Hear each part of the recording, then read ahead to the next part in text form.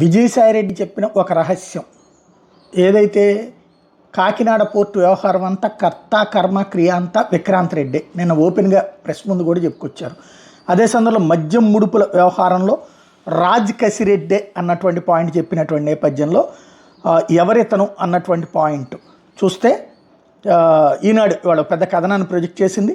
వైకాపాయంలో జరిగిన మద్యం కుంభకోణంలో పాత్రధారి సూత్రధారి కసిరెడ్డి రాజశేఖర రెడ్డి అని ఆ పార్టీలో సుదీర్ఘకాలం పాటు నెంబర్ 2గా అధికారం చెలాయించి ఆ పార్టీ ప్రభుత్వంలోని అంతర్గత వ్యవహారాల రహస్యాలు లోగుట్లని తెలిసిన విజయసాయిరెడ్డి చెప్పడం సంచలనం సృష్టించింది.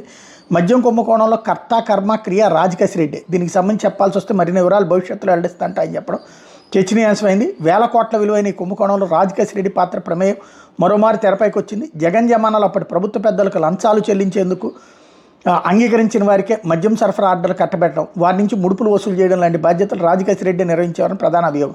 సిఐడి సిట్ దర్యాప్తులో ఇప్పటికే దీనికి కీలక ఆధారాలు లభ్యమయ్యాయి. తాజాగా విజయసాయిరెడ్డి రాజ్ కసిరెడ్డి పేరు చెప్పడంతో ఆయన ఎవరు, జగన్కి ఆయనకి మధ్య సంబంధం ఏంటి, మద్యం కుంభకోణంలో ఆయన ప్రమేయం ఏంటనే ఆసక్తి నెలకొంది.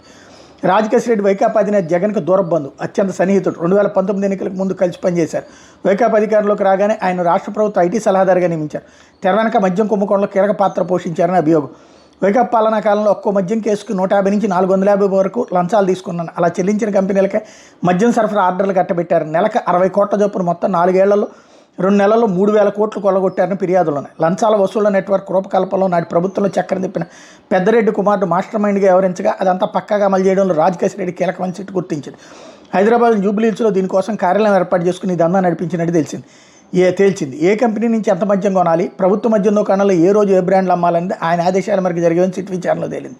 మద్యం సరఫరా ఆర్డర్లు దక్కించుకున్న సంస్థలు చెల్లించే లంచాల వసూలు కోసం క్యాష్ హ్యాండ్లర్లు, క్యాష్ కొరియర్లతో కూడిన 7 అంచెల వ్యవస్థ నిర్వహణ అంతా రాజ్ కసిరెడ్డి చూసేవారని, ఆ లంచాలను బిగ్ బాస్కి చేరవేయడంలో కీలక పాత్ర అయిందేనన్న అభియోగాలను. లంచాలు చెల్లించేందుకు ప్రతి మద్యం కంపెనీ ఒకరిని ప్రతినిధిగా నియమించుకునేది. ఆ ప్రతినిధి తనకు అత్యంత విశ్వసనీయమైన 2 లేదా 3 క్యాష్ హ్యాండ్లర్లుగా పెట్టుకునేవారు. లంచం సొమ్ముని వాళ్ళకి ఇచ్చేవాళ్ళు. ఈ క్యాష్ హ్యాండ్లర్లు రాజ్ కసిరెడ్డి నియమించిన కొరియర్లకు సొత్తు అప్పగించేవాళ్ళు. క్యాష్ కొరియర్లు తీసుకున్న సొత్తు అంతా ఒక చోటకు చేర్చేందుకు కీలక వ్యక్తిని ఆర్గనైజర్గా పెట్టుకున్నారు.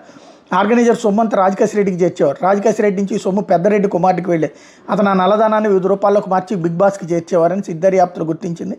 విజయసాయిరెడ్డి తాజా ప్రయాణంతో అంశాలన్నీ చర్చనీయాంశమై ఇప్పుడు ఇందులో అన్నీ కూడా మనం రాసేయచ్చు. ఇప్పుడు అందులో